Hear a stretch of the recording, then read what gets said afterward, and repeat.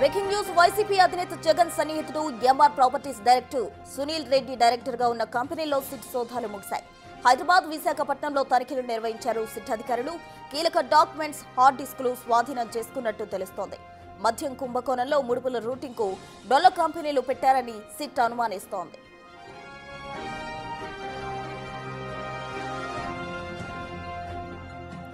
Visakha beach road లో ఉన్న సునీల్ రెడ్డి కార్యాలయాల్లో అర్ధరాత్రి వరకు తనిఖీలు కొనసాగాయి. సునీల్ రెడ్డికి చెందిన వెత్ లైన్, గ్రీన్ వ్యూయర్స్ కార్యాలయాల్లో నిన్న ఉదయం నుంచి మిడ్ నైట్ వరకు సర్చింగ్ నిర్వహించారు. ఆధారాల సేకరణ కోసం ఫోరెన్సిక్ స్పెషల్ టీంతో తనిఖీలు చేయించింది సిట్ బృందం.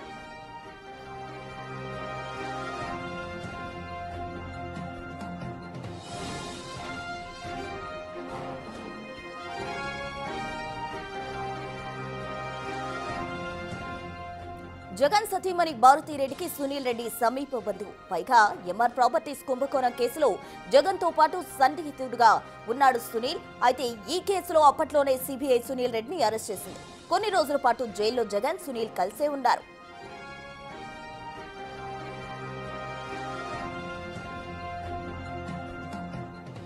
వైసీపీ అధినేతకు ఇంత దగ్గరైన సునీల్ పేరు మళ్లీ తెరపైకి రావడం, ఆయన డైరెక్టర్ గా ఉన్న సంస్థలో సిట్ సోదాలు చేయడంతో ఈ కేసు మరింత కీలక మలుపు తిరిగే అవకాశాలు కనిపిస్తున్నాయి.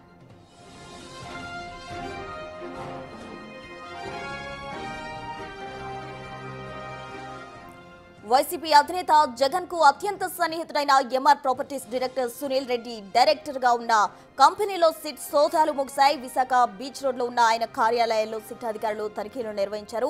కీలక డాక్యుమెంట్స్ అలాగే హార్డ్ డిస్క్లు స్వాధీనం చేసుకున్నట్టు కూడా మనకు సమాచారం అందుతుంది. మొత్తంగా మద్యం కుంభకోణంలో ముడుపుల రూటింగ్ కు డొల్ల కంపెనీలు పెట్టారంటూ కూడా సిట్ అనుమానం వ్యక్తం చేస్తుంది. అటు విశాఖ బీచ్ రోడ్ లో ఉన్న సునీల్ రెడ్డి కార్యాలయాల్లో అర్ధరాత్రి వరకు తనిఖీలు చేశారు సిట్ అధికారులు. అయితే సునీల్ రెడ్డికి చెందిన వెట్ లైన్ అలాగే గ్రీన్ వ్యూయర్స్ కార్యాలయాల్లో నిన్న ఉదయం నుంచి మిడ్ నైట్ వరకు కూడా సిట్ అధికారులు తనిఖీలు చేయడం జరిగింది. ఆధారాల సేకరణ కోసం అటు ఫోరెన్సిక్ స్పెషల్ టీమ్స్ తో కూడా సిట్ బృందం తనిఖీలు చేయించింది. మొత్తంగా జగన్ సతీమణికి అత్యంత సన్నిహితుడిగా ఉన్న సునీల్ రెడ్డి ఎంఆర్ ప్రాపర్టీస్ కుంభకోణం కేసులో జగన్ తో పాటు సహనిందితుడిగా కూడా ఉన్నాడు.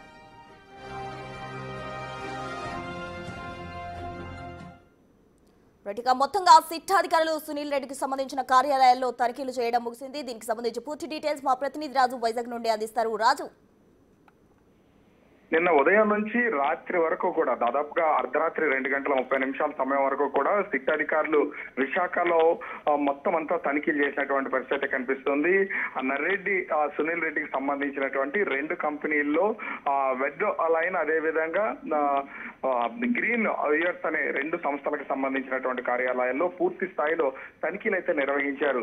ఈ సోదాలు చేసినటువంటి దానిలో కీలకమైనటువంటి డాక్యుమెంట్స్, అదే విధంగా హార్డ్ డిస్క్ ని స్వాధీనం చేసుకున్నారు. ఫోరెన్సిక్ సంబంధించినటువంటి స్పెషల్ టీమ్ ను కూడా తీసుకుని వచ్చి ఆధారాలు అయితే సేకరించినటువంటిది అయితే ఉంది. నిన్న ఉదయం ఎంతమంది, అంటే ఈ సంస్థ నిర్వహణకు సంబంధించినటువంటి ఎంప్లాయీస్ ఎంతమంది అయితే లోపలికి వెళ్లారో తనిఖీలు పూర్తయ్యే వరకు కూడా మొత్తం అందరినీ లోపలే ఉంచినటువంటి పరిస్థితి ఉంది. ఏ ఒక్కరిని కూడా బయటకు రాలేదు.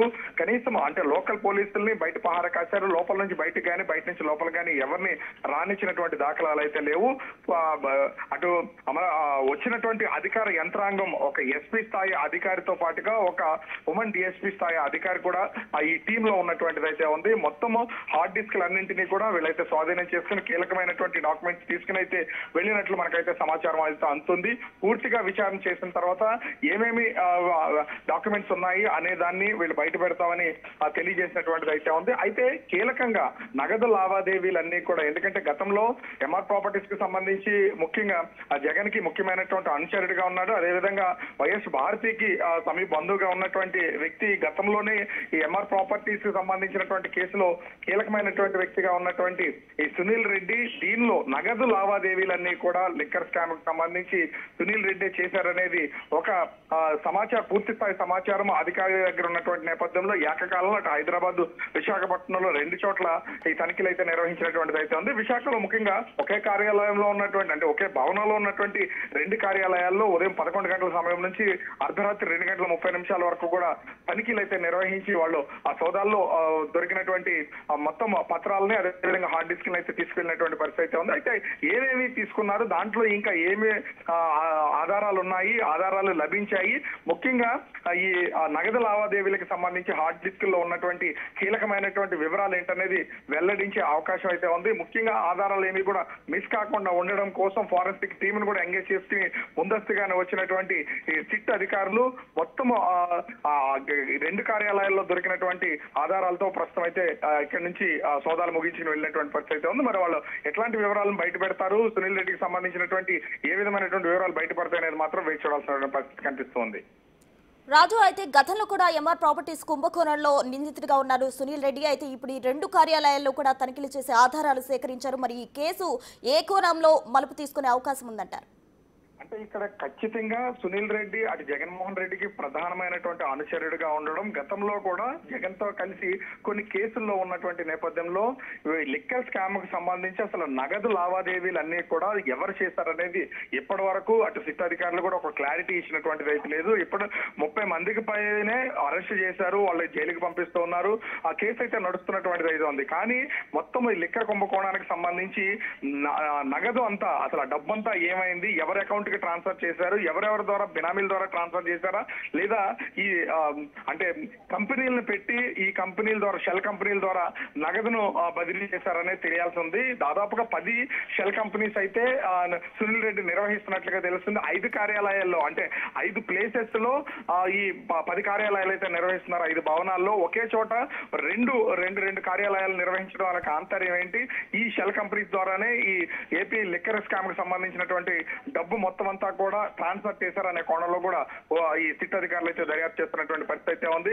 ఖచ్చితంగా ఇప్పటి వరకు అసలు ఎంత ఆ డబ్బు ఈ లావాదేవీలు జరిగాయి, ఈ షెల్ కంపెనీల్లో ఎక్కడన్నా ఇన్వెస్ట్ చేశారా, లేకపోతే ఈ షెల్ కంపెనీల ద్వారా బ్లాక్ అండ్ వైట్ చేశారా అనేది కూడా తెలియాల్సి ఉంది. దానికి సంబంధించినటువంటి ఆధారాలన్నీ కూడా ఖచ్చితంగా నిన్న 10 చోట్ల చేసినటువంటి తనిఖీల్లో బయటపడే అవకాశం అయితే ఉంది. అది విశాఖ, ఎందుకంటే మొత్తం వ్యవహారం అంతా కూడా అటు హైదరాబాద్ లో కీలకమైనటువంటి కంపెనీలు హైదరాబాద్ లో ఉన్నాయి. కానీ 2 కంపెనీలకు సంబంధించినటువంటి కార్యాలయాలు విశాఖలో ఉన్నటువంటి నేపథ్యంలో ఇక్కడ కీలకమైనటువంటి ఆధారాలు దొరికే అవకాశం అయితే ఇక్కడ స్పష్టంగా కనిపిస్తుంది. ఆ కోణంలోనే సిట్ అధికారులు అయితే దర్యాప్తు చేస్తున్నటువంటి పరిస్థితి కనిపిస్తోంది.